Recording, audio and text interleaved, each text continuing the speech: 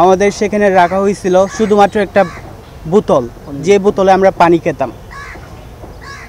পানি খেয়ে যখন প্রস্রাব ধরে রাখতে পারতাম না, সেই বোতলে আমাদের প্রস্রাব করতে হতো, আবার সেই প্রস্রাব ফেলে দিয়ে সেই বোতলে আবার পানি খাইতাম।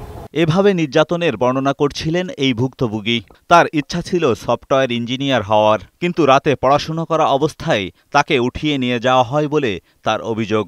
14 জুন আমাকে বাসা থেকে তুলে নিয়ে যাওয়া হয়। আওয়ামী লীগের আমলে তার মতো নির্যাতনের শিকার হন ছাত্র শিবিরের বহু সদস্য।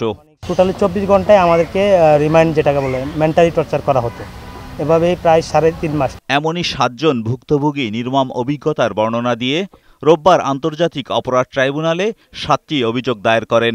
তারা জানান, নির্যাতনের মাত্রা এতটাই ছিল যে তা ভাষায় প্রকাশ করার মতো নয়। তারা অনেক খুন পিটাইছে, পিটানোর পর মনে করছে যে মারা গেছে। ওই পুলিশের গাড়িতে উঠায় হ্যান্ডকাপ অবস্থায় আমাদের ব্রিজ থেকে ফেলা দিয়েছে। ছাত্রলীগ আর পুলিশে আমাদের উপর গুলি করে। আমরা তখন 4 জন আহত হয়েছিলাম। একটা ভাইয়ের পা কেটে ফেলছে, আর একটা ভাইয়ের এখান থেকে ফ্যাসা বের হয়ে গেছিল। ট্রাইব্যুনালে অভিযোগ দায়েরের পর ভুক্তভোগীদের আইনজীবী জানান, 53 জন র্যাব ও সাদা পোশাকের পুলিশ সদস্যদের বিরুদ্ধে অভিযোগ আনা হয়েছে। আমরা সামষ্টিকভাবে 7টি অভিযোগে আলাদা আলাদাভাবে এই ভিকটিম পক্ষ থেকে দায়ের করেছি, ভিকটিমের পক্ষ থেকে দায়ের করেছি। তারা তাদের উপর যে নির্যাতন চালিয়েছেন এই আওয়ামী লীগ সরকার বা প্রশাসন, এই নির্যাতনের তারা বিচার চায়। এদিকে প্রতিদিনের মতো রোববারও আন্তর্জাতিক অপরাধ ট্রাইব্যুনাল পরিদর্শন করেছেন প্রসিকিউটর টিম।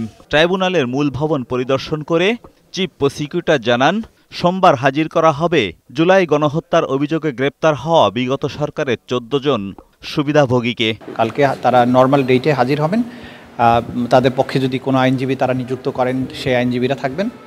কালকে ইনফ্যাক্ট খুব বেশি প্রসিডিংস নাই, তারপরে হয়তো আবার পরবর্তী একটা তারিখ নির্ধারিত হবে।